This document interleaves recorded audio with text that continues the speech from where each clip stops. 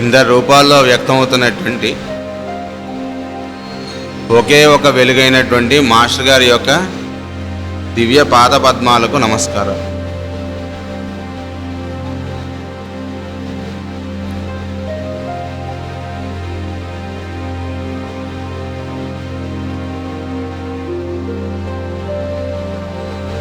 Master గారు ఈ శరీరంలోకి, మన భూమి మీదకి, మరి మధ్యలోకి అవతరించినటువంటి దివ్యక్షేత్రమైనటువంటి బాపట్ల పట్టణంలో మనందరం కూడా కలిసి మరలా ఒక ఆయన పేర గురు పూజలు అనేటువంటివి జరుపుకోవడానికి అవకాశం మనకి మాస్టర్ గారు ప్రసాదించారు.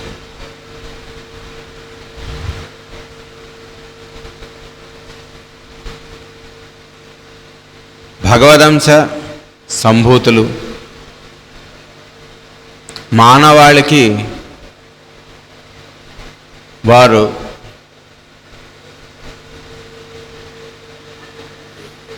వారి ప్రేమని అనేక రూపాల్లో పంచి ఇచ్చేటువంటి అవతార పురుషులు జన్మించినప్పుడు భూమి పులకరిస్తుందిట. అలాగ మాస్టర్ గారు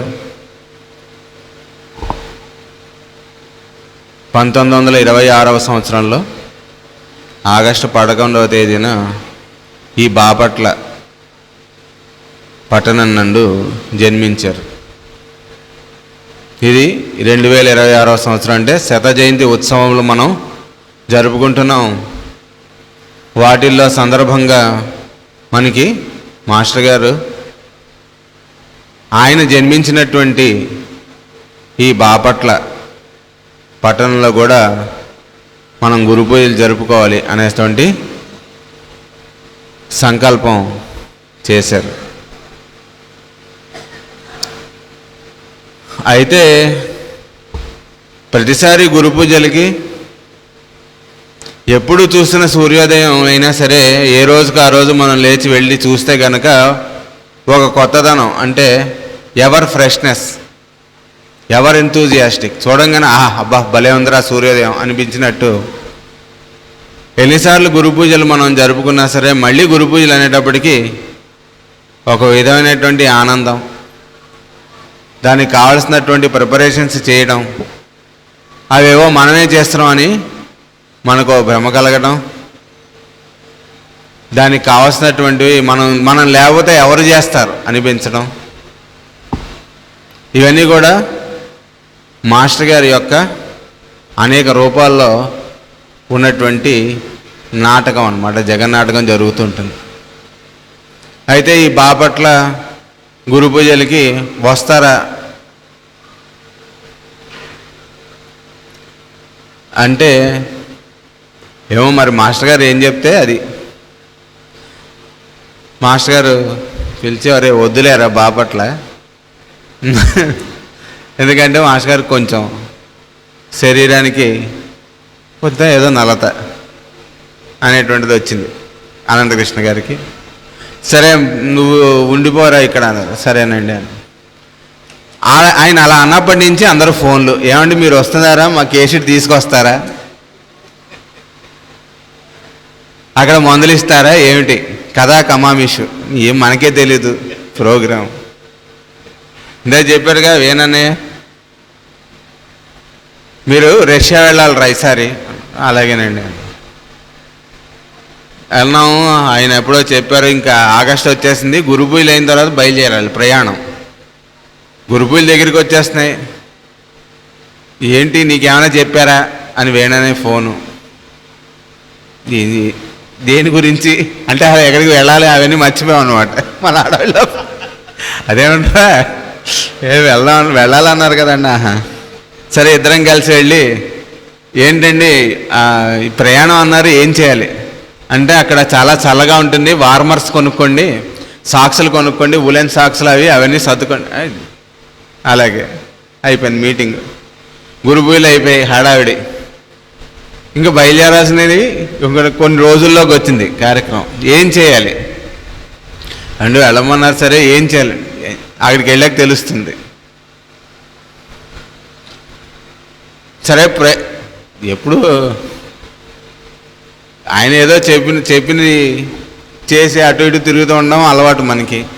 అక్కడికి వెళ్ళి ప్రత్యేకంగా ఏం చేయాలో ఏం తెలియదు, ప్రణాళిక. అక్కడికి వెళ్ళేటప్పటికి అక్కడ చీకటి పడలేదు. మమ్మల్ని చాలా దూరం తీసుకెళ్ళి ఇక్కడే మీది మనం అందరం జరుగుతుంది. ఒక చిన్న గ్రామం, చిన్న కాలువ దాటిన తర్వాత అక్కడికి సెల్ ఫోన్ టవర్స్ ఏమి రావు మాట్లాడడానికి. మిగిలిన ప్రపంచంతో కట్ ఆఫ్. ఈ కారు సౌండ్లు హార్న్లు ఏం వినిపించవు. అలాంటి చోట కార్యక్రమం పెట్టారు. పెట్టి ఏవో మాట్లాడుతున్నాం, ఇంకా సూర్యాస్తమయం అవుతుంది, మనం వెళ్ళి పడుకోవచ్చు అని మేము అనుకుంటున్నాం. ఇంకా ఏమన్నా డిన్నర్ ఏమన్నా పెడతారా? దారిలో ఒక చోట ఆపి అన్నయ్యకి ఒక బంగాళదుంప, నాకు ఒక బంగాళదుంప ఉడకబెట్టింది ఇచ్చారు. చేస్తే సరే తినేసాం, స్నాక్స్ ఏమో అని. డిన్నర్ అన్నారు, ఏమన్నారు, ఏం అనలేదు. రేపు పొద్దునుంచండి మీరు ఇంకెళ్ళి రెస్ట్ తీసుకోండి అని టైం చూసాం. అప్పుడు చూస్తే అయిపోయింది. మీరేం చెప్తారు అని అడిగి, ఏం చెప్తారని మనకేం తెలుసు మాస్టర్ గారు అడిగితే, అక్కడ వస్తుంది ప్రాణం సార్, మీకేం కావాలని అడిగాం. అయితే వాళ్ళు ఏదో చెప్పారు. ఎప్పుడు అంటే నాలాంటి బద్ధకస్తుడు,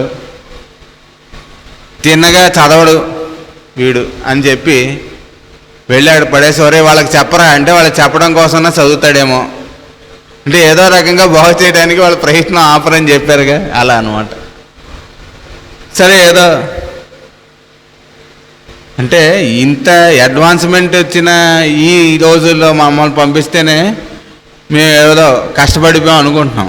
అక్కడికి వెళ్ళి అక్కడేమో చీకటి పడదు. అక్కడ బాత్రూమ్ స్నానం చేయడానికి అంటే ఏముండదు, టాప్ ఒక 3 గోడలు అటు ఇటు కట్టుంటే ఒకవైపు ఓపెన్. ఇదేనండి బాత్రూమ్, ఇక్కడ స్నానం చేయాలన్నారు.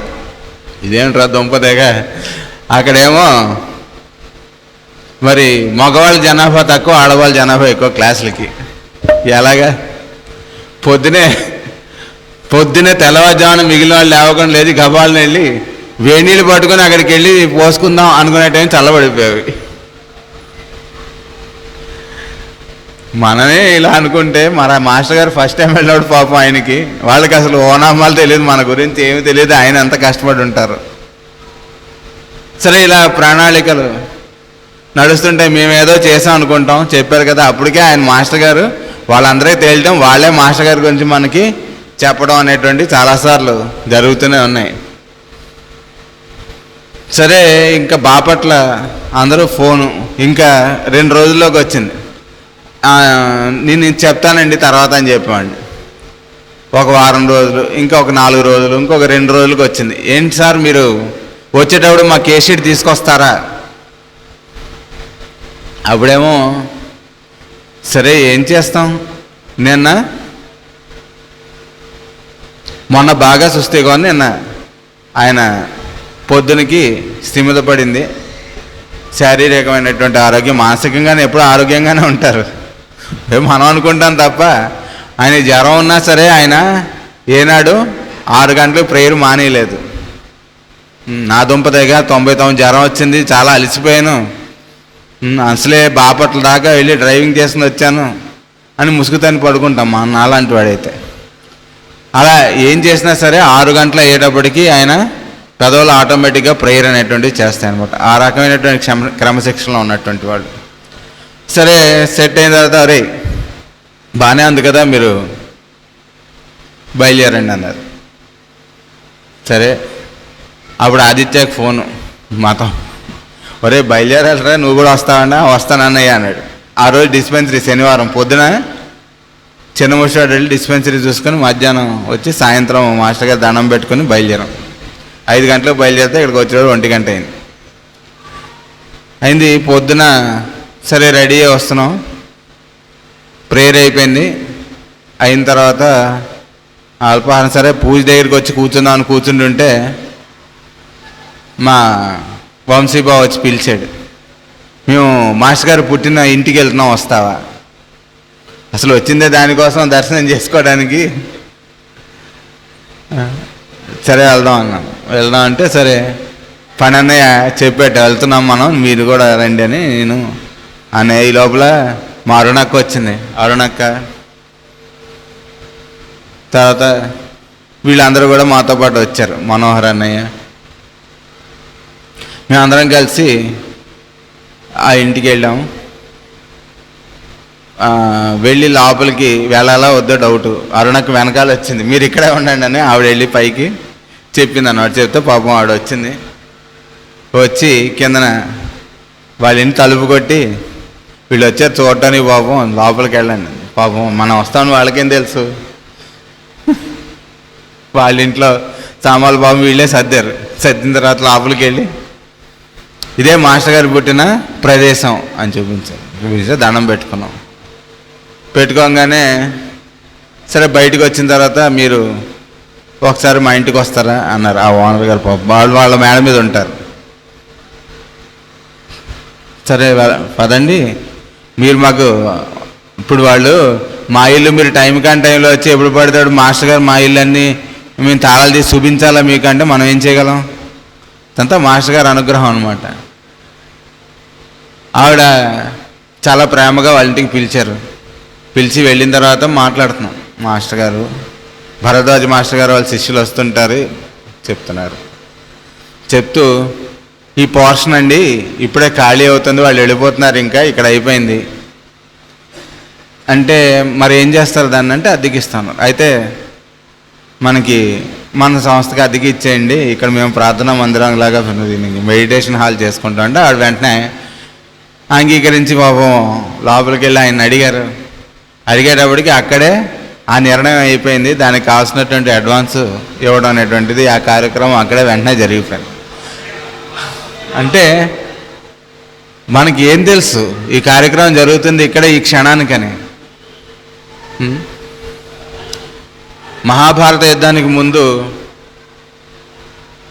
రాయబారానికి కృష్ణుడు వెళ్లే ముందు అందరినీ అడిగారు, ఏంటి అక్కడికి వెళ్ళి ఏం చేయమంటావు, ఎవరితో ఏం చెప్పమంటావు అని అడిగారు.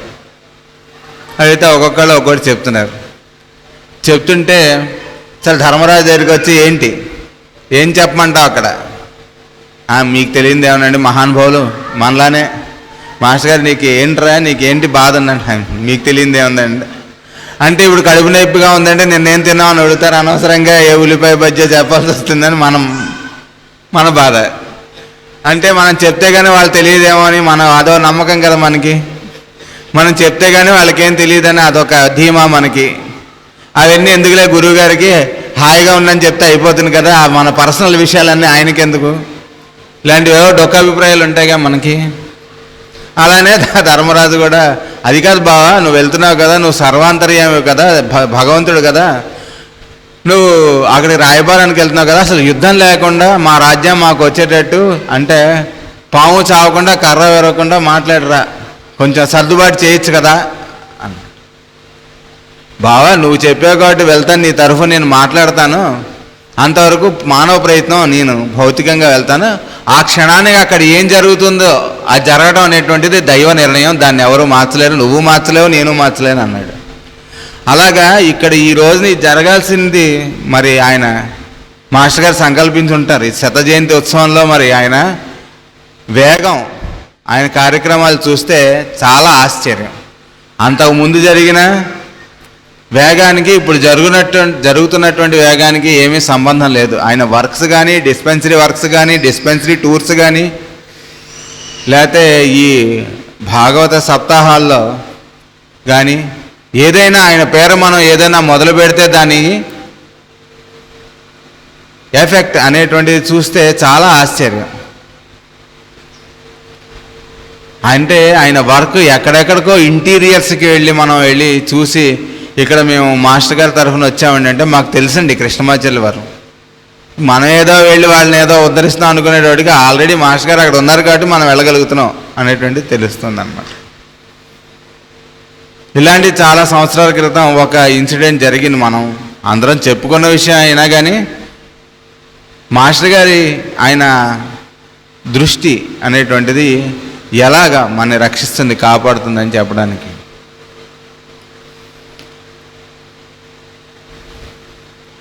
గుంటూరు జిల్లాలో ఫణిదం అనేటువంటి ఒక గ్రామం ఉందన్నమాట. అక్కడ ఆయన మాస్టర్ గారి యొక్క శిష్యుడు. మాస్టర్ గారి భాగవత రహస్య ప్రకాశం రోజు చదువుతూ అక్కడ ఉన్న రైతులకి వాళ్ళకి సాయంత్రం కాలక్షేపం చేస్తూ ఉండేవాళ్ళు అనమాట. అక్కడ ఉన్న రైతుల పనులన్నీ అయిపోయాక వచ్చి ఆ భాగవతం విని అంతా కూడా ఆనందిస్తూ ఉండేవాళ్ళు అనమాట. ఆ గురువు శిష్యుడు ఈ రకమైనటువంటి ప్రస్తావన వచ్చిన తర్వాత గురువే శిష్యుడి దగ్గర నడుచుకుని వస్తారు అని మాస్టర్ గారు చెప్పారు అని చెప్పారు. వాళ్ళకి ఎలా వస్తాడండి అంటే ఏమో అది ఎలా వస్తాడని నాకు కూడా తెలీదు, మరి మీకు ఆ డౌట్ వచ్చింది కాబట్టి చూద్దాం, మనందరం కూడా గురువుగారిని స్మరించుకుందాం, ఏం జరుగుతుందో చూద్దాం అని చెప్పారు. ఆయన అయ్యేటప్పటికి మర్నాడు ప్రేయర్ అయ్యేటప్పటికి తలుపు తట్టారట. ఈ కార్యక్రమం అయ్యి వీళ్ళందరూ ఒక గ్రూప్గా ఉన్నవాళ్ళు తలుపు తట్టి తీసేటప్పటికి అనంతకృష్ణ గారు వచ్చిందట. అందరికీ ఆశ్చర్యం, ఏంట్రా బాబు నిన్నే కదా అనుకున్నాం, ఏంటి ఇలా వచ్చారు, ఏంటండి ఇలా వచ్చారంటే ఇక్కడ గురు పూజల పనుల కోసం మేము వచ్చాం, మీటింగ్ కోసం. పొద్దున్నే ప్రేయర్ అవుతుంటే ప్రేయర్లో మాకు ఇక్కడ నా పాదుకలు ఉన్నాయి, వాటిని అడిగి తీసుకురావాల్సింది అని మాస్టర్ గారి దగ్గర నుంచి ఆదేశం వచ్చినట్టు నాకు అనిపించింది.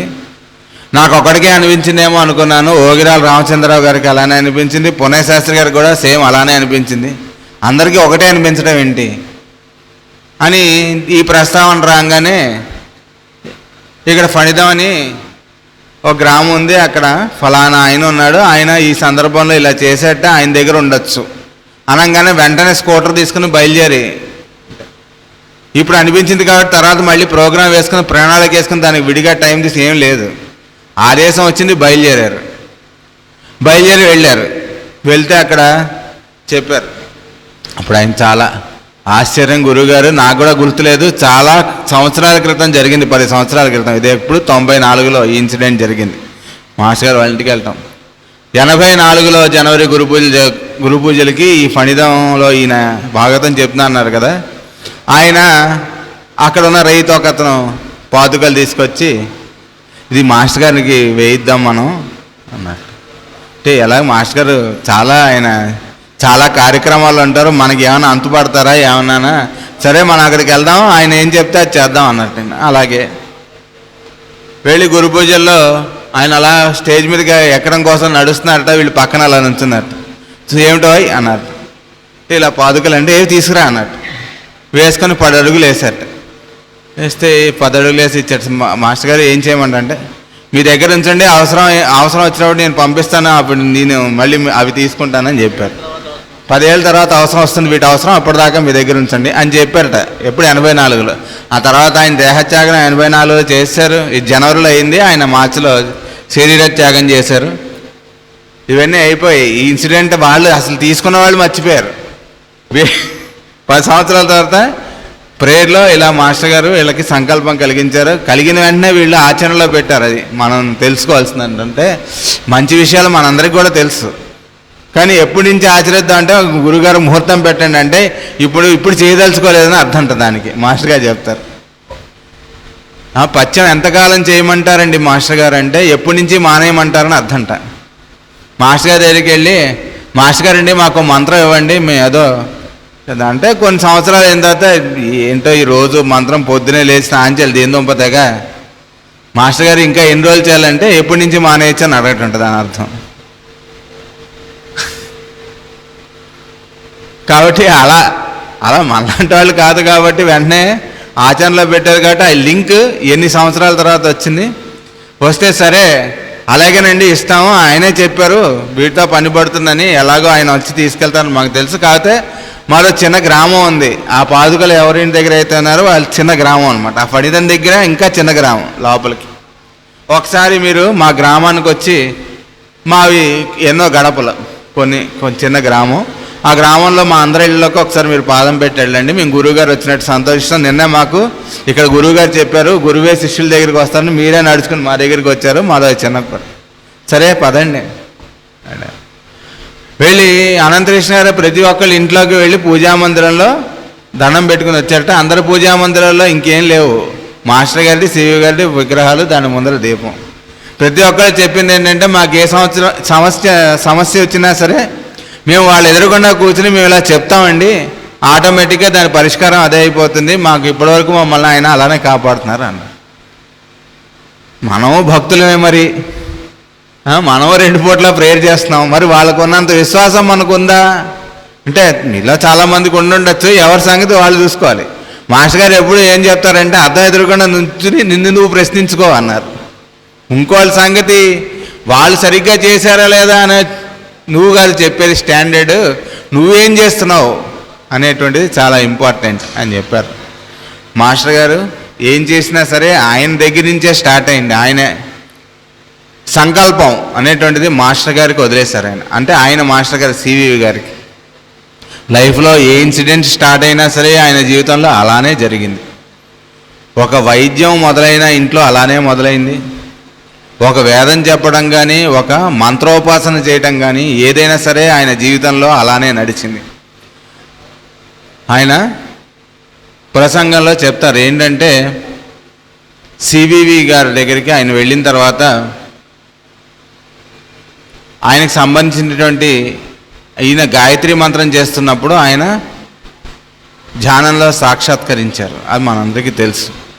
అయితే దీనికి నాంది ఎక్కడ పడిందయ్యా అంటే, ఆయన చిన్నతనంలో 3 సంవత్సరాల వయసులో ఆయనకి ఇంకా ఏబిసిడీలు నేర్చుకుంటున్నటువంటి ఆ టైంలో తండ్రి గారు దగ్గర కూర్చున్నప్పుడు ఒక పుస్తకం మీద 3 పెద్ద పెద్ద అక్షరాలు కనిపించాయట.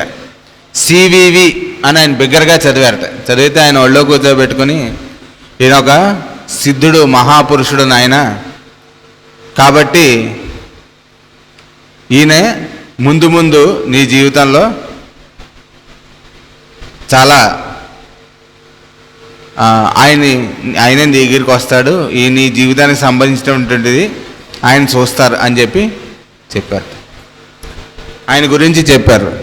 తర్వాత చాలా సంవత్సరాల తర్వాత మళ్ళీ ఆ సివివి గారిని ఆయన చూసేటప్పటికి ఈయనకి మన జీవితాన్ని అంకితం చేయాలి అనిపించింది. అంటే సివివి గారు భౌతిక దేహం వదిలేసిన చాలా సంవత్సరాల తర్వాత మాస్టర్ గారు జన్మించారు కదా. జన్మించిన తర్వాత కొన్ని సంవత్సరాల తర్వాత ఆయన ఒక గాయత్రి పటం మార్కెట్లోంచి తెచ్చుకొని అది గోడకు తగిలించుకొని ఆయన దాని ఎదురుగుండా కూర్చొని ధ్యానం చేస్తుంటే కళ్ళు మూసుకొని పాదాల దగ్గర నుంచి శిరస్సు దాకా కొంతకాలానికి అలా దర్శనమైన దివ్య తేజస్సుతోటి.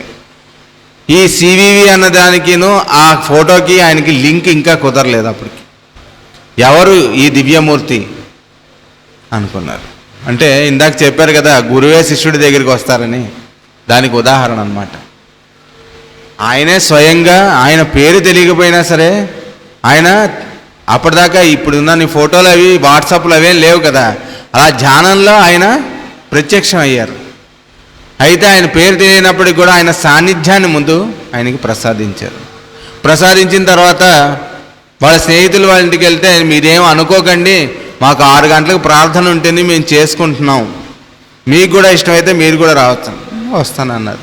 వెళ్ళి చూసేటప్పటికి సివివి గారి పటం అంత కనిపించింది అక్కడ.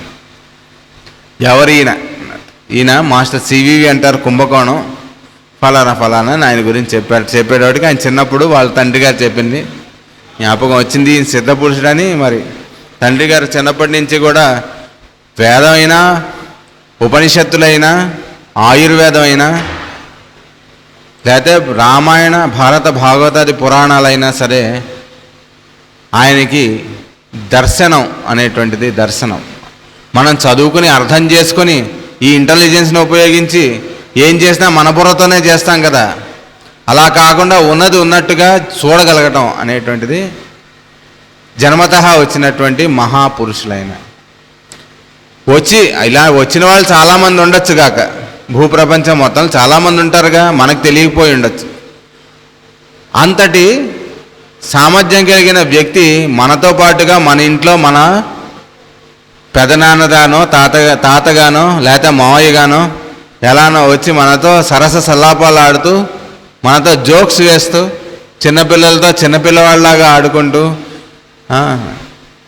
అదే పండితులతో వాళ్ళ కర్తవ్యాన్ని వాళ్ళకి అందిస్తూ, అంటే ఇంకొకరికి పనికొచ్చేటువంటి పని మన ద్వారా ఎలా జరుగుతుంది అని ఆయన లైఫ్లో ఆయన స్టార్ట్ చేసి తద్వారా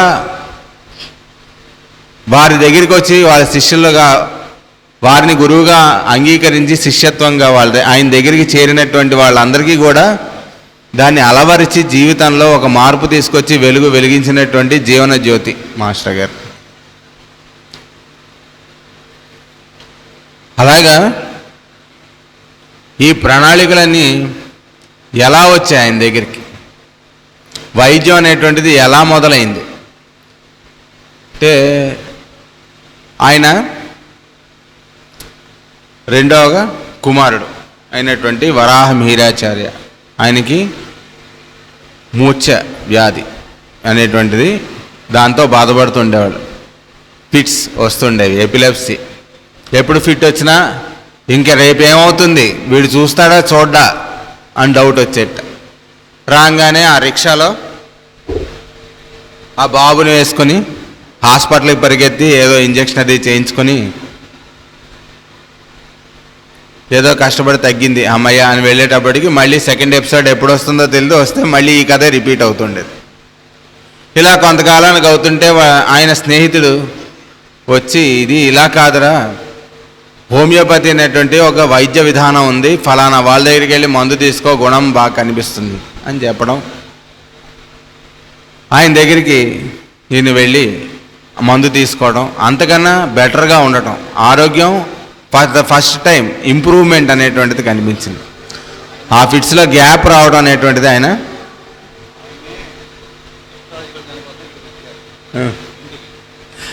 ఆయన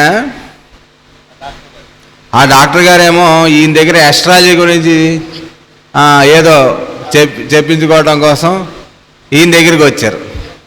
వస్తే ఇలా ఫలానా అనేటప్పటికి ఆయన మందు వేయడం, గుణం కనిపించడం మొదలుపెట్టిన తర్వాత ఆయన వేరే చోటకి ట్రాన్స్ఫర్ అయిపోయారు. ఇప్పట్లాగా మనకి ఈ ఫోన్లు లేవు, ఫోన్ చేయాలంటే ట్రంకాలు బుక్ చేయాలి, అక్కడ కూడా వాళ్ళకి సొంతంగా ఫోన్ ఉందో లేదో తెలీదు. మా చిన్నప్పుడు కూడా చాలామంది ఫోన్లో మా బుజ్జిబాబు పక్కన రాస్తుండేవాడు పీపీ అంటే పక్కింటి ఫోన్ అని. ఆ పక్కింటి ఫోన్ చేసి ఈ కబురు వాళ్ళకి చెప్పండి కొంచెం అని చెప్తుండేవాడు అనమాట. అలాగా అంతకన్నా ఈకే గారు చిన్నప్పుడు అంటే ఇంకా ఆయన చిన్నప్పుడు అంటే ఇంకా అసలు ఈ కమ్యూనికేషన్ అనేటువంటిది ఎలా ఉంటుందో చూడండి. ఆ రోజులో వెళ్ళిపోయేటప్పటికి ఇంకా కట్ ఆఫ్ అయిపోయింది. ఈయనకి కమ్యూనికేషన్ లేదు. ఎందుకు లేదంటే ఈయన ద్వారా జరగాల్సినటువంటి వర్క్ ఉంది కాబట్టి. సరే ఈయన ఏం చేశారు, ఇది గుణం కనిపించింది కాబట్టి ఆ పుస్తకాలు తెప్పించుకొని ఆయన అధ్యయనం చేయడం మొదలుపెట్టారు. అంతకుముందు చాలామంది హోమియోపతి చదివినా మరి మాస్టర్గా చదివిన తర్వాత ఆ వెలుగు అనేటువంటి దాంట్లోంచి చాలా ఆశ్చర్యం వచ్చిన తర్వాత ఆయన చేత్తో ఆయన కుర్రవాడికి తగ్గించుకున్నాడు. ఈ వైద్య విధానం బాగుంది అని చెప్పి మొట్టమొదటి ఏం చేశారంటే ఆయన జేబులో ఉన్నటువంటి 5 రూపాయలు తీసుకెళ్ళి ఇంపార్టెంట్ మందులు కొనుక్కుని వచ్చి ఇంట్లో పెట్టి, నా దగ్గర ఈ రకమైనటువంటి మందులు ఉన్నాయి, మీ ఎవరికన్నా కావాలంటే తీసుకోవచ్చు, సేవ చేయగలం అని చెప్పారు. చెప్తే ఆయన దగ్గరికి లోగులుగా వస్తూ ఉండటం, వైద్యంలో వాళ్ళు చాలా రోజుల నుంచి తగినటువంటి జబ్బులన్నీ చక్కగా తగ్గి ఆరోగ్యం చేకూరడం. అంటే ఈ ఆరోగ్యం చేకూరడం అనేటువంటి ఈ మందులు ఇచ్చినప్పటి నుంచి కాదు, అంతకు ముందు నుంచి ఆయన ప్రజెన్స్లో ఉంది. ఆయన పూజ చేసి తీర్థం, అంతకన్నా ముందు రోజు పూజ చేసి షోడశోపచార పూజ చేసి తీర్థం ఇస్తే ఆయన చేతితో తీర్థం ఇచ్చినటువంటి వాళ్ళందరికీ నయం అవటం అనేటువంటిది అంతకు ముందే ఉంది. అయితే ఇప్పుడు ఈ రకమైనటువంటి మందు వైద్య విధానం అనేటువంటిది ఆయన అధ్యయనం చేస్తే చాలా తగ్గింట. మాస్టర్ గారు మేము లక్షలు ఖర్చు పెట్టాం, 1000 ఖర్చు పెట్టాం, ఈ రోగం తగ్గలేదు, ఎక్కడ మీరు తగ్గించారు, మీ ఫీజు ఎంత అంటే మాస్టర్ గారు ఒక స్పీచ్లో చెప్తారు, వైద్యం పేరిట ఇది అమ్ముకోవాల్సినటువంటి గతి నాకు పట్టలేదు, ఎందుకంటే హోమియోపతి శాస్త్రాన్ని నేను చాలా చీప్గా కొట్టేశా అన్నారు. నేను ఎవరికి డొనేషన్లు ఏమి ఇవ్వలేదు, కట్టలేదు, ఎక్కడికి వెళ్ళలేదు. నేను ఉన్న చోటే దీన్ని అధ్యయనం చేసి నేర్చుకున్నాను. మీకు కావాలంటే మీకు కూడా నేర్పుతాను, మీకు నచ్చినటువంటి విధానంలో ఉంటే మీరు కూడా నేర్చుకొని నేనేం చేస్తున్నానో అది చెయ్యండి అని చెప్పారు. అది సద్గురువు చేసేటువంటి. నా కాళ్ళ మీద పడటం కాదు, మీ కాళ్ళ మీద మీరు నిలబడటం నేర్చుకోండి అని చెప్పారు మాస్టర్ గారు. అప్పటి నుంచి ఒక ఫస్ట్ బ్యాచ్ ఆయన దగ్గర స్టార్ట్ అవ్వడం, హోమియోపతి వైద్య విధానం నేర్చుకోవడం, ఆయనతో పాటు తిరగడం. ఆయన పొద్దునే లేచి ఈ పూజా హోమం ఇవన్నీ ఇంట్లో కార్యక్రమాలు అయిన తర్వాత మందులు కొన్ని ఇచ్చి తర్వాత యూనివర్సిటీకి వెళ్ళి అక్కడ లెక్చర్స్ చెప్పి సాయంత్రం పూట మళ్ళీ ఎక్కడైనా ఈ ఉపన్యాసాలు ఉండేవన్నమాట, రామాయణ ప్రసంగాలని. అవి ఎవరికి ఏది కావాలంటే అది మాస్టర్ గారు. అంటే ఒక జీవితంలో ఎవరైనా మహానుభావులే అంతకుముందు మనం చదువుకున్నట్లయితే ఒక హోమియోపతిలో చదివితే అక్కడ హోమియోపతి సిద్ధాంతంలో చాలా మహానుభావులు, చాలా జిజ్ఞాస కలవారు జీవితాన్ని మొత్తం హోమియోపతికి అంకితం చేశారు ఈయన అని మేము నేర్చుకున్నాం. ఒక ఎస్ట్రాలజీలో అయితే ఎస్ట్రాలజీకి ఆయన జీవితం అంతా అంకితం చేశారు. ఎస్ట్రాలజీలో పారం చూశారు ఈయన, ఒక పామిస్ట్రీలో పారం చూశారు ఈయన అనేటువంటి పుస్తకాలు అవి కూడా మాస్టర్ గారు తీసుకొచ్చినవే. చిన్నముషోళ్ళలో మా ఇంట్లో నా మేడ మీద ఆయన తీసుకొచ్చినటువంటి పుస్తకాలు కొన్ని వేలు ఉన్నాయి. వాటిలో ఒక్కొక్కటి చూస్తే ఆశ్చర్యం, అన్నిటికీ సంబంధించినటువంటి పుస్తకాలు ఆయన గ్యాదర్ చేసి పెట్టారన్నమాట. అయితే ఒక మనిషి ఇన్ని రకాలైనటువంటి శాస్త్రాల్లో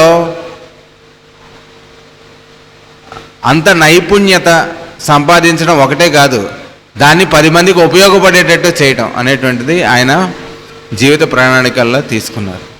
ఒక యాస్ట్రాలజీ అయినా దాన్ని చూసేటువంటి విధానం మార్చారు. అంటే ఒక యాస్ట్రాలజీ నేర్చుకుని రేపు నాకేం జరుగుతుంది అనేటువంటిది దానికి యాస్ట్రాలజీ ఏం అక్కర్లేదు, ఇవాళ నువ్వేం చేస్తున్నావో దాన్ని బట్టి నీ రేపుని డిసైడ్ చేసుకోవచ్చు అని చెప్పారు. యాస్ట్రాలజీ అంటే ప్రిడిక్టివ్ కాదు, మనం నేర్చుకోవాల్సింది డైరెక్టివ్ యాస్ట్రాలజీ అన్నారు.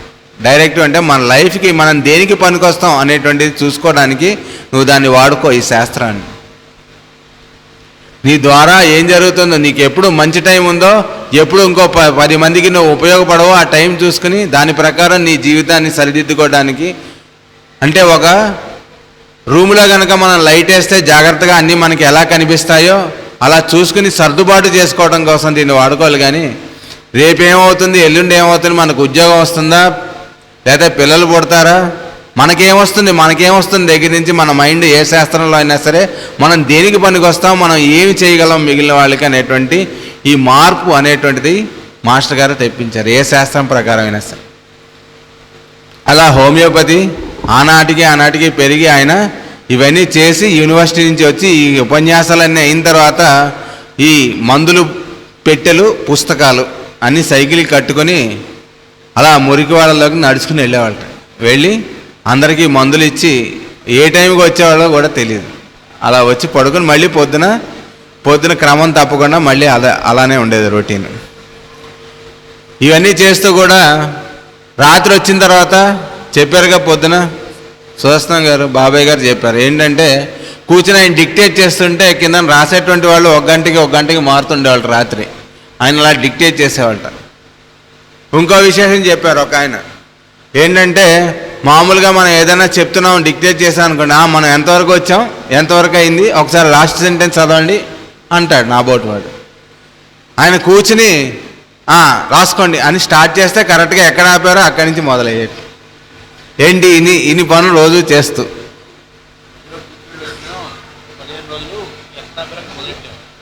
మధ్యలో ఒకవేళ ఏదైనా ఫారెన్ టూర్కి వెళ్ళి వచ్చారనుకోండి, లేకపోతే ఏదైనా మెడికల్ క్యాంప్కి వెళ్ళి వచ్చారనుకోండి, వెళ్ళి ఒక 10-15 రోజులు మధ్యలో గ్యాప్ వచ్చినా, ఒక నెల రోజులు గ్యాప్ వచ్చినా కూర్చుని మళ్ళీ స్టార్ట్ చేస్తే ఎక్కడ ఆపారో అక్కడి నుంచి స్టార్ట్ అయ్యేది.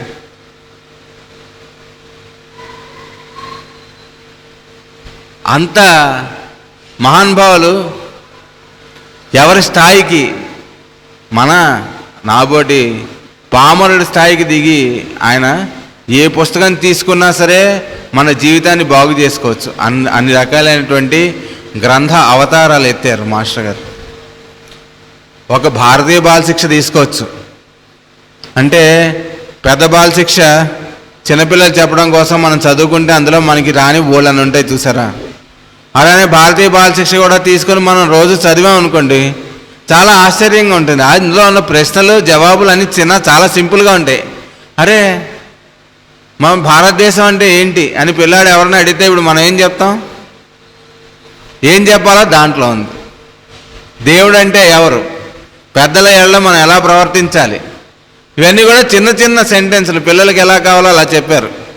అంటే ఒరేయ్ మీరు శరీరాలు అయితే పెరిగారు కానీ బుర్రలు ఇంకా అక్కడే ఉన్నాయరా, కొంచెం చదువుకుంటారేమో అని ఇచ్చారు భారతీయ బాల శిక్ష. పిల్లల కోసం అనుకుంటే మరి ఏడుస్తారని పిల్లల కోసం అన్నారు, కానీ మనం కూడా చదువుకోవచ్చు. దాని దగ్గర నుంచి మరి భాగవత రహస్య ప్రకాశం చూస్తే ఆశ్చర్యం, ఎన్ని డైమెన్షన్స్, ఎంత విజ్ఞానం అందులో. అది తీసి మనం అర్థం చేసుకోవడం కోసం చదువుతాం. కొంతమంది నాబోటి ఇంటెలిజెన్స్ ఉంది అనుకుంటాం మనం, కానీ ఏం ఉండదు, అంత మాయ. అనిపించడం అనేటువంటిది ఒక తీసి చదివి ఏదో అర్థం చేసుకోవాలంటే ఏముంటుంది అందులో, ఏముండదు. కానీ మాస్టర్ గారు ఇచ్చినటువంటి రహస్య ప్రకాశం తీసి మనం చదువుకోవడం మొదలుపెట్టినప్పుడు, మొదటిసారి చదివినప్పుడు ఏంటో అంతా అర్థమైపోయినట్టు ఉంటుంది. పుస్తకం మూసి ఎవరన్నా ఏం చదివావు అంటే ఏమో, మళ్ళీ రెండోసారి చదువుకుంటాం. చదువుకున్న తర్వాత భలే విప్పారు మాస్టర్ గారు అనుకోండి, మళ్ళీ 4 రోజుల తర్వాత మళ్ళీ చదువుకుంటాం అదే విషయం. అలా ఎన్ని రోజులు చదువుకున్నా అంత కొత్తగా ఎలా ఉంటుంది? అది ఒక శాస్త్రం కాదు, ఆయన నుంచి వచ్చిన ఏ శాస్త్రం అయినా అలానే ఉంటుంది. పుట్టినరోజు అన్న చిన్న పుస్తకం రాశారు మాస్టర్ గారు, 12 రాసుల గురించి ఉంటుంది అందులో. అది ఎన్నిసార్లు చదువుకున్నా మన గురించి కరెక్ట్గా చెప్పారు అనిపిస్తుంది ప్రతి ఒక్కళ్ళకి. ఆశ్చర్యం అసలు. స్పిరిచువల్ ఆస్ట్రాలజీ, ప్రపంచానికి ఇటువంటి వాంగ్మయం మొట్టమొదటిసారిగా నేను రాసి ఇస్తున్నాను అని చెప్పినటువంటి వాటిల్లో అది. అలానే పురుషమేధంలో అభ్యాసమూర్తి అనేటువంటి క్యారెక్టర్ని ప్రపంచంలో మొట్టమొదటిగా ఇచ్చినటువంటి వ్యక్తి మాస్టర్ గారు. అంటే మన అభ్యాస బలం అన్నిటికన్నా చాలా పెద్దది. మనకి ఏదన్నా మనలో మార్పు రావాలంటే, మనం బాగుపడాలంటే మనలో సర్దుబాటు కావాల్సింది ఎక్కడ అంటే మన అభ్యాసంలో నాయన అని చెప్పారు. అంటే రిపిటేషన్, రోజు మనం పెట్టుకునేటువంటి ప్రోగ్రాంలో ఉండేటువంటి రిపిటేషన్లో మనం గనక మార్పు తెచ్చుకున్నటువంటి, ఎప్పుడైతే మనం మార్పు తెచ్చుకుంటామో ఆనాటి నుంచి మనలో జరగాల్సినటువంటి మార్పులు మాస్టర్ గారు మనం ఉపయోగించుకోవడానికి కావాల్సినటువంటి సర్దుబాటు మన జీవితాల్లో జరుగుతుంటుంది. అందుకనే ఆయన పని, ఆయన దగ్గరికి ఎవరినన్నా తీసుకొచ్చి మాస్టర్ గారండి వీడు ఎందుకు పనికిరాడు, బాగా అల్లరి చేస్తున్నాడు, చదువుకోవట్లేదు, ఏం చేయమంటారు అంటే డిస్పెన్సరీకి పంపించండి అని చెప్పేవాళ్ళు ఆయన.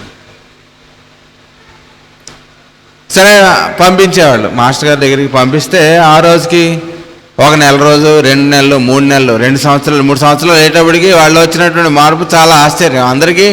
అంటే ఈ వేదాల్లో, ఉపనిషత్తుల్లో, పురాణాల్లో ఏదైతే మనకి ఋషులు అందించారో ఆ రకమైనటువంటి ఫార్ములాని తీసుకొచ్చి చిన్న ఫార్ములాని అందులో పెట్టేశారు. ఏమిటయ్యా అది అంటే, ఎవరి దగ్గర నుంచి ఏమీ ఆశించకుండా ఒక మంచి పనిని ఇంకోళ్ళ కోసం చేయటం అనేటువంటి దానికి మన జీవితాన్ని ఎప్పుడైతే మనం సమర్పణ బుద్ధితో చేయటం మొదలు పెడతామో ఆనాటి నుంచి మనలో జరగాల్సినటువంటి మార్పులు జరుగుతూ ఉంటాయి, మనకు తెలిసినా తెలియకపోయినా. దానికే ఫార్ములా ఇచ్చారు మనకి, డిస్పెన్సరీ అని. అక్కడ మనం కూర్చుని మందులు కట్టినా, ఎవరికైనా పచ్చం చెప్పినా, కేస్ షీట్లు రాసినా, మందులు ఇచ్చినా, బాధలు విన్నా, లేకపోతే ఇంకేదన్నా అసలు అక్కడికి వచ్చి ఆ ముందరే కొంచెం ముందు వచ్చి ఆ ప్రదేశాన్ని అంతా శుభ్రం చేసినా, ఏదో ఒక పని అక్కడ మనం కల్పించుకుని చేయడం మొదలుపెట్టిన దగ్గర నుంచి ఆ నాటి నుంచి మనకు కావాల్సినటువంటి మార్పు వస్తుంది. ఎందుకంటే అక్కడికి వచ్చిన వాళ్ళు మనకి చుట్టాలు కాదు కదా, వాళ్ళ దగ్గర నుంచి మనకేమి ఇది వాళ్ళు మనకి కావాలి అని వాళ్ళ దగ్గర నుంచి మనకేమి ఉండదు. ఉండకుండా మనం వాళ్ళకి చేయగలిగినటువంటి సేవ అనేటువంటి చేసుకోవడానికి అవకాశం అనేటువంటిది మాస్టర్ గారు అక్కడ మనకి కల్పించి ఇచ్చారు. అంటే ఏదో ఇక డిస్పెన్సరీ వర్క్ జరుగుతుందండి, మేము 10,000 ఇచ్చేస్తాం అంటే మన పని అయిపోయింది, కుదరదు అన్నారు మాస్టర్ గారు. ఫిజికల్ బాడీతో మనం అక్కడికి వెళ్ళి ఫిజికల్గా ఏదైనా వర్క్ చేయగలిగితే అప్పుడు మనలో రావాల్సినటువంటి మార్పు అనేటువంటిది వస్తుంది. అంటే ఇనప ముక్క అయస్కాంతీకరణ చెందాలంటే అయస్కాంతం దగ్గర వెళ్ళి దాని సాన్నిధ్యాన్ని అనుభవించాలన్నమాట. అలా మనకి ఆయన సాన్నిధ్యం డైరెక్ట్గా మనకి కలిగేటువంటి స్థలాలు ఏంటంటే 2 ఫార్ములాస్ ఇచ్చారు. ఒకటి బృందజీవనం, అంటే అందరం కలిసి ఒక చోట ఒకరికి కావాల్సినటువంటి పని ఇంకోళ్ళు చేసుకోవటం. ఏంటంటే గురు పూజలు. అక్కడికి మనం వచ్చి అంటే మగ పెళ్లి వాళ్ళుగా కొంతమంది వస్తూ ఉంటా, ఆడపెళ్లి వాళ్ళుగా కొంతమంది వస్తూ ఉంటారు.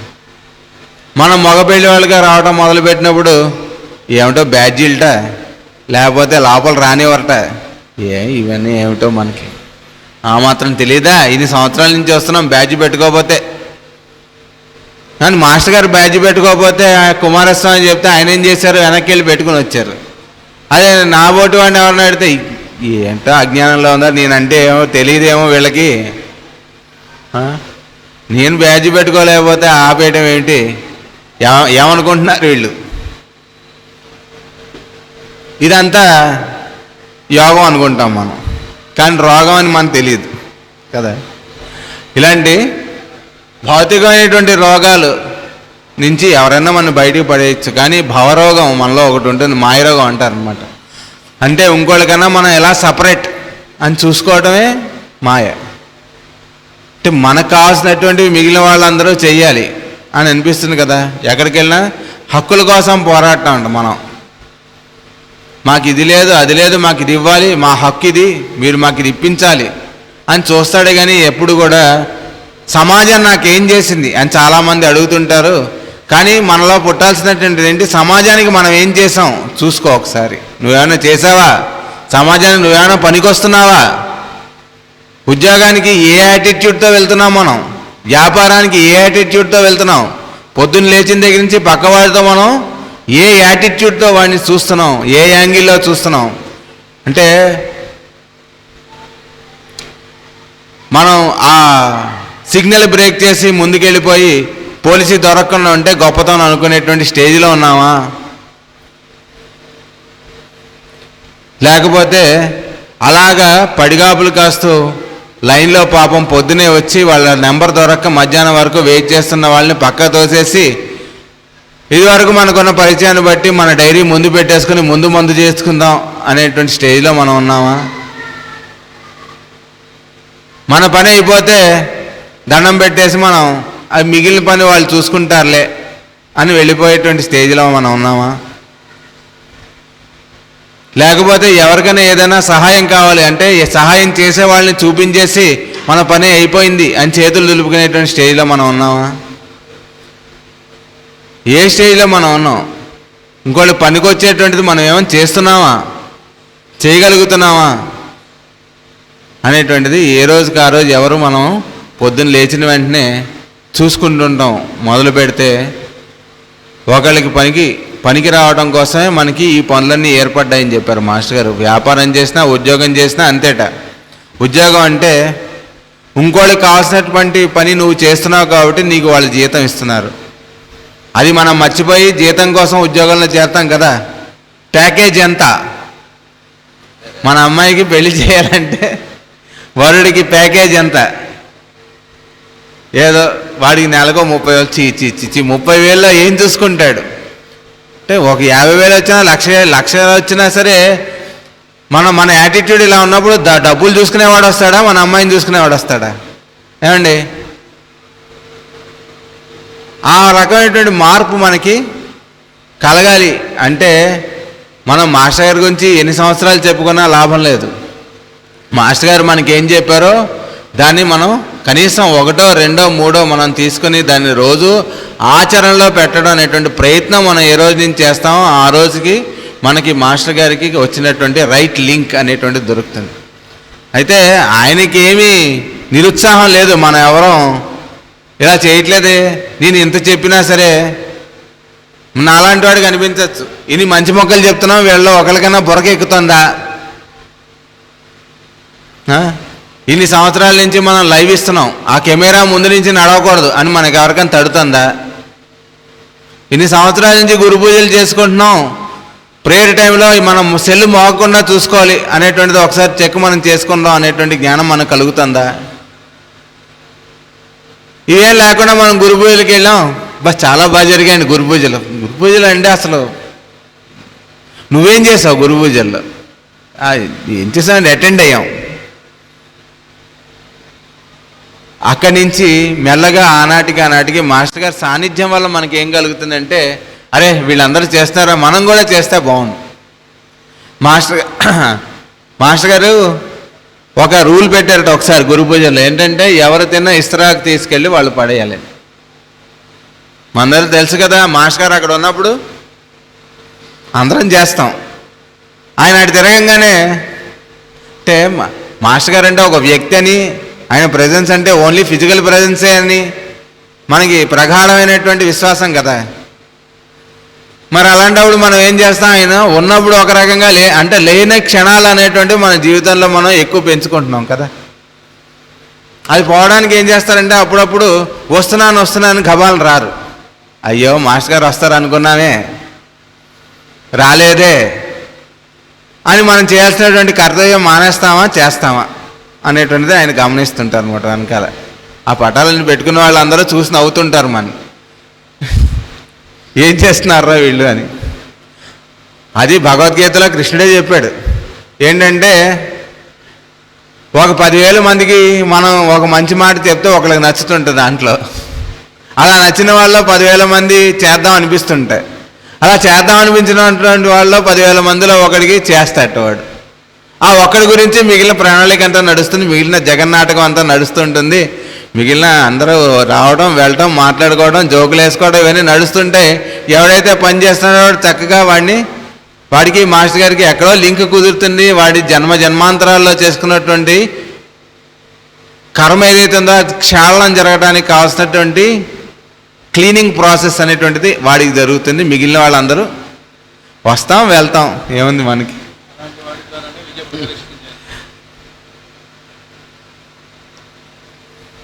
అయితే కానీ వాళ్ళు చెప్పడం మానేశారా?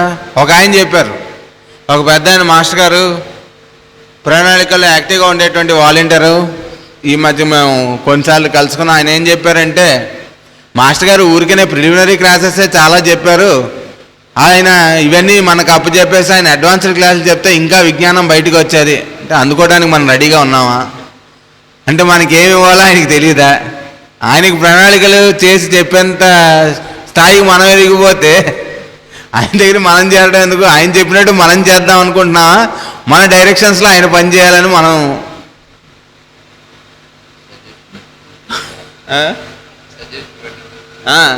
Suggesting better things to God అని చెప్పారు మాస్టర్ గారు. మాస్టర్ గారట వాళ్ళ ఇంటికి అన్నం వచ్చారట, చాలా ఆకలి నకనకలు ఆడిపోతుంది అన్నారట. వండి అన్నం పెడితే ఆవురావురు అంటూ తినేశారట. అప్పుడు మాస్టర్ గారి డయాబెటీస్ ఉందేమో, ఆయన చూసుకోలేదు, ఇప్పట్లో టెస్టులు ఉంటే చేయించేవాళ్ళం అని చెప్పారు ఒక ఆయన. అదేంటి ఆయన పేరు చెప్పుకుని ఈనాటికి మనం మందు ఇచ్చి ఆయన ఫోటో పెట్టేస్తుంటే అంతమంది తగ్గుతుంటే ఆయనకి ఏమొచ్చిందో ఆయన తెలియదు అంటారా? అంటే ఆయనకి మన దగ్గరికి వచ్చేటప్పటికి ఆయనకి తెలియని తత్వం ఉండి, పాపం గురువుగారికి ఏం తెలియదు.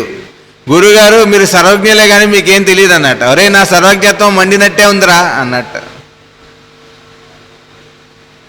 గురువుగారు మీకేం తెలియదు కానీ మీరు సర్వజ్ఞులు అన్నట్టు. మీరు సర్వజ్ఞులు అనే విషయం కూడా మీకు తెలీదు అన్నట్టు.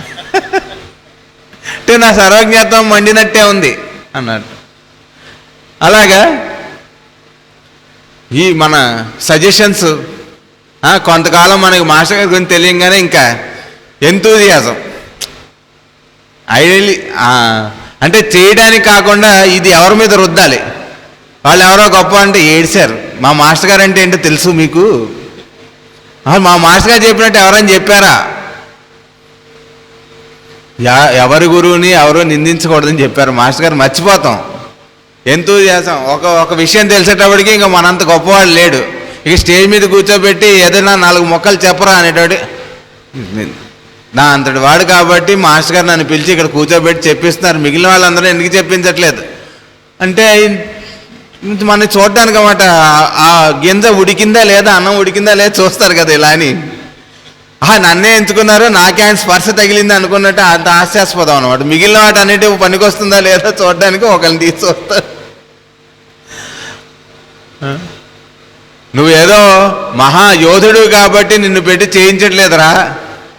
మాస్టర్ గారు మరీ ఘాటుగా చెప్తారు ఒకసారి, పుండాకోర్ నువ్వు కాకపోతే గడ్డి పరక పెట్టి యుద్ధం చేయిస్తాను ఏమనుకుంటున్నావు అన్నట్టు. అర్జునుడు గడగడ వణికిపోయాడు. అర్జునుడు, బావా నిన్ను చూడలేకపోతున్నాను ఈ విశ్వరూపంలో, నువ్వు మామూలుగా మాకు ప్రసన్నంగా ఎప్పుడు ఉండేటట్టు నవ్వుతూ హాయిగా జోకులు వేసుకునేటట్టు వచ్చేసాయి. మాస్టర్ గారు ఎప్పుడైనా కోపంగా చూస్తే మనం వెంటనే ఏదో మళ్ళీ ఆయన నవ్వుతూ కనిపించాడు, అమ్మయ్య అనుకుంటాం అన్నమాట. అలాగా ఆయన జీవితం అంతా కర్పూరాయిత చైతన్యం. జీవితాన్ని అంతా కర్పూరంలాగా మనకి వెలుగు చూడడం కోసం ఆయన జీవితాన్ని కరిగించారు మాస్టర్ గారు.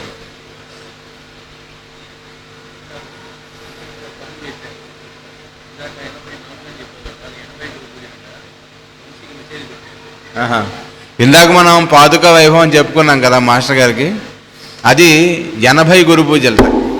80 గురు పూజలు జరిగితే 90 గురు పూజల్లో మనకి ఆ పాదుకలు అనేటువంటివి వచ్చాయి.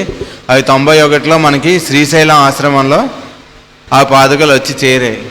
ఆ తర్వాత నుంచి మనకి ఎక్కడ విశాఖపట్నంలో కానీ గుంటూరులో కానీ గురు పూజలు జరిగితే ఆ పాదుకలు మనం తెచ్చిపెట్టుకోవడం, ఆ పాదుకలు ముందరుండి గురు పూజల్లో వేదిక మీద ఉండి ఈ రకమైనటువంటి కార్యక్రమాలన్నీ నడిపించడం,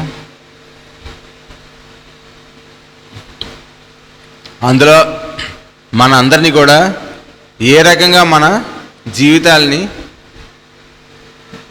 ఉపయోగపడేటట్టు జీవించవచ్చు అని వారు జీవించి ఆచరించి చూపించారు. ఇన్ని విషయాలు తెలిసినటువంటి వాళ్ళు మామూలుగా అయితే ఎలా ఉంటారు మనం ప్రపంచంలో చూస్తుంటే గురువులు? వాళ్ళు ఒక టైం ఇస్తారు, ఆ టైంలోనే కలవాలట. కానీ మాస్టర్ గారు మందు కావాలి అని ఏ టైంలో అడిగినా సరే ఎవరు రెడీ, మాస్టర్ గారు ఎవరు ఫ్రెష్. కొంతమందికి అయితే ఈ టైంకి ఫోన్ చేయండి అని చెప్పేవాళ్ళు రాధామాధవ. మీరు ఫలానా రాత్రి 2 గంటలకు ఫోన్ చేసి చెప్పండి నాకు ఎలా ఉందో అని చెప్పేవాళ్ళ. ఎక్కడున్నా 2 గంటలకల్లా ఫోన్ దగ్గర ఉండేవాళ్ళ మాస్టర్ గారు. ఎలా సాధ్యం ఇంత ప్రణాళికలో? ఆయన లేఖలు ప్రింట్ వేశారు, ప్రేమ లేఖలని. ఒక్కొక్క లేఖ చదువుతుంటే ఆశ్చర్యం. డైరెక్ట్గా వాళ్ళు ఎవరికో చెప్తున్నా సరే మనకే చెప్పినట్టు ఉంటుంది. ఏంటో మరి.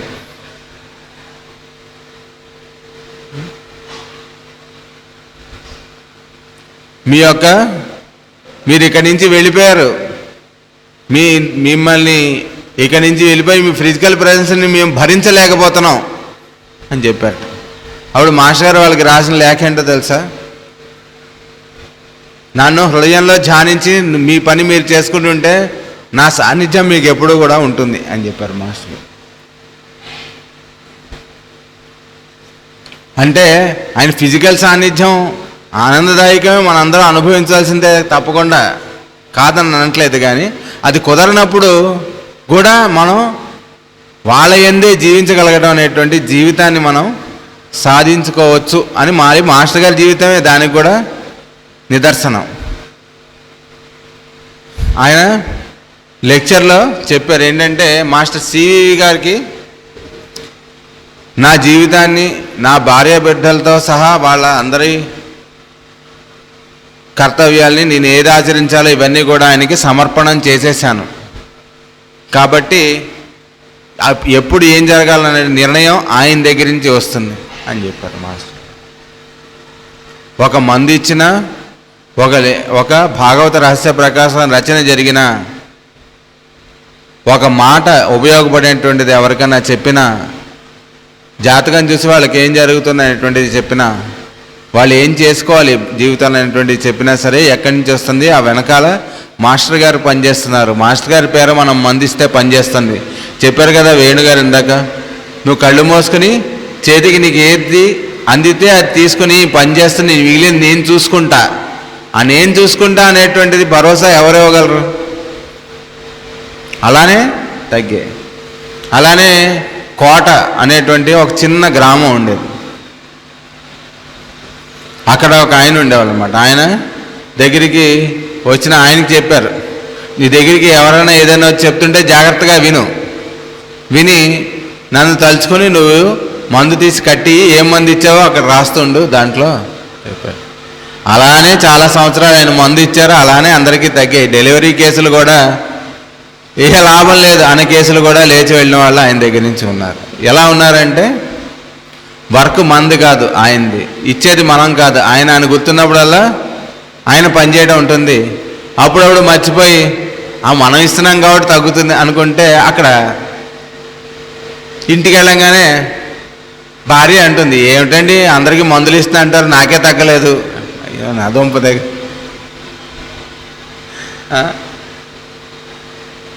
వెంటనే ఏం తగ్గలేదండి అంటారు. ఏమిట్రా నా అంతటి వాడు మందు ఇచ్చినా తగ్గలేదా? ఆ థాట్ నీకు వచ్చింది కాబట్టి తగ్గలేదురా.